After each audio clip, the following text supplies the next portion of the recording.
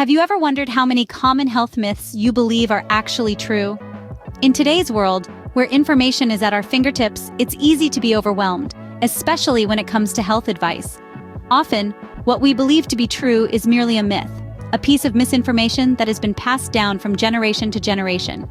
That's why we're here today, to help you separate fact from fiction. We're about to debunk some of the most popular health myths that many of us have accepted as gospel truth. We'll be challenging 5 myths in total, each one more intriguing than the last. From diet misconceptions to exercise fallacies, we're going on a myth-busting journey that will leave you questioning everything you thought you knew about health and wellness. So, are you ready? Fasten your seatbelts as we dive into the world of health myths and facts.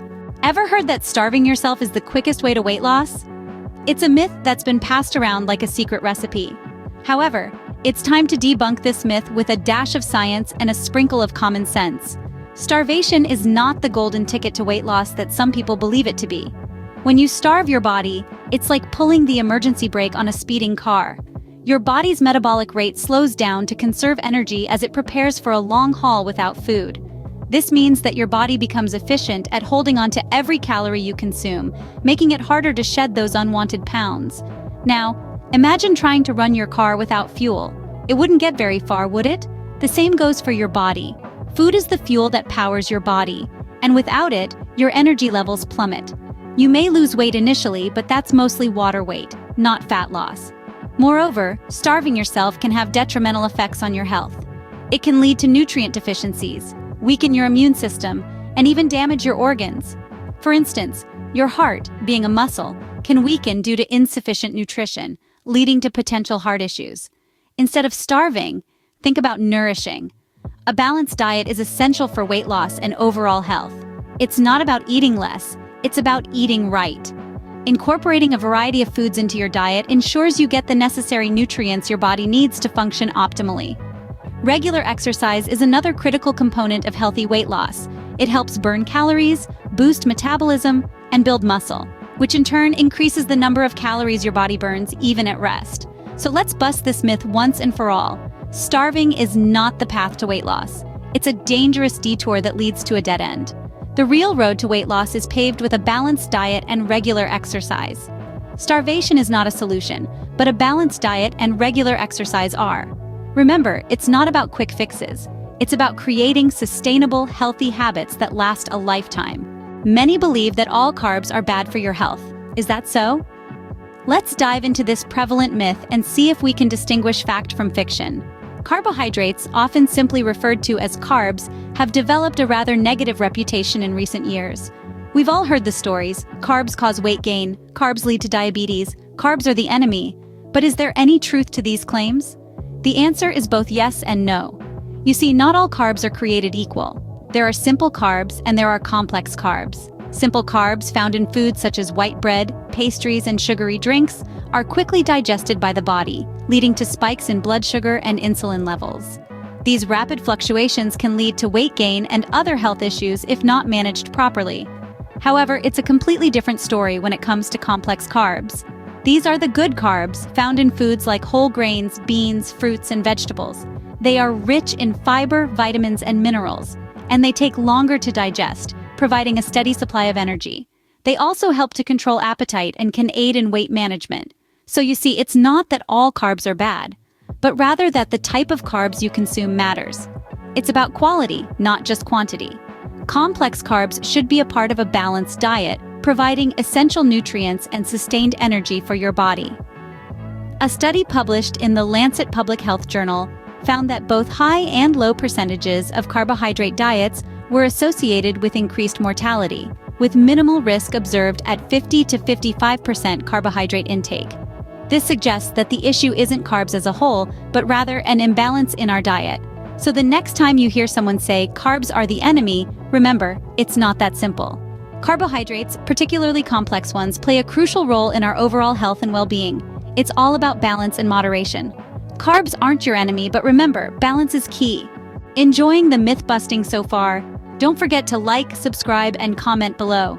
By doing so, you're not only helping us grow and reach more health enthusiasts like yourself, but you're also ensuring that you never miss an episode of our Health Myth-Busting series. Your engagement means the world to us. and it's what keeps us going. So go ahead, hit that like button, subscribe, and join the conversation in the comments. Now, let's continue our journey into the world of health myths. Detox diets are all the rage these days, but do they really cleanse your body? Pop culture has painted a picture of detox diets as a magical cure-all. They're often touted as a way to flush out toxins, boost energy levels, and even shed a few pounds. But is there any truth to these claims? Let's dive in. First things first, let's talk about what these so-called toxins are. The term is usually used to refer to substances that are harmful to our bodies. However, it's rarely made clear exactly what these toxins are, or how they're supposedly accumulating inside us. That's because, in reality, our bodies are already well-equipped to handle toxins. Our liver, kidneys, lungs, and several other organs work together to filter out harmful substances. This process happens continuously, without the need for any special diets or concoctions. So, if our bodies are already doing the job, what exactly are detox diets supposed to be doing? The truth is, most detox diets are based on a misunderstanding of how our bodies work. They often involve restrictive eating patterns, such as fasting or consuming only juices. While you might lose weight in the short term due to the severe calorie restriction, this isn't a sustainable or healthy way to manage weight. Moreover, these diets can actually be harmful. They can lead to nutrient deficiencies, dehydration, and even disrupt your metabolism. And the worst part? Once you go back to your regular eating habits, any weight loss during the detox is likely to return. So instead of resorting to drastic measures, consider supporting your body's natural detoxification processes. This means eating a balanced diet rich in fruits, vegetables, lean proteins, and whole grains, staying hydrated, getting regular exercise, and ensuring adequate sleep. Remember, there's no magic bullet for health. While it might be tempting to look for quick fixes, true health comes from consistently making choices that support our well-being. Your body is a fantastic detox machine on its own. Give it the right fuel, and it'll do the job. Does spending more hours in the gym guarantee more weight loss? This is a question many of us have pondered while lacing up our gym shoes. It's easy to believe that more time spent sweating on the treadmill or lifting weights equals more calories burned, and thus, more weight lost. But is it really that straightforward? Well, not quite. The myth that more gym time guarantees more weight loss is just that, a myth. It's not about how long you spend at the gym, but rather, what you do with that time. The efficiency and intensity of your workouts play a significant role in determining how many calories you burn. For instance, a 20-minute high-intensity interval training session can burn more calories than an hour of slow jogging. So, it's not about clocking in hours, but about making each minute count. Moreover, exercise is just one piece of the weight loss puzzle. Your diet plays an equally, if not more, crucial role in your weight loss journey. You can't out-train a bad diet. No matter how many hours you spend in the gym, if you're consuming more calories than you burn, you're unlikely to see the scale move in the desired direction. Eating a balanced diet rich in whole foods and low in processed items is essential to complement your workout routine. Also, let's not forget the importance of rest. Your body needs time to recover from intense workouts. Overdoing it at the gym without giving your body ample time to rest and repair can lead to injuries, fatigue, and even hinder your weight loss progress. So, should you skip the gym and hit the couch instead? Absolutely not. Regular physical activity is vital for overall health and well-being. But remember, it's not about the quantity of exercise, but the quality. Quality over quantity always holds true, even in the gym.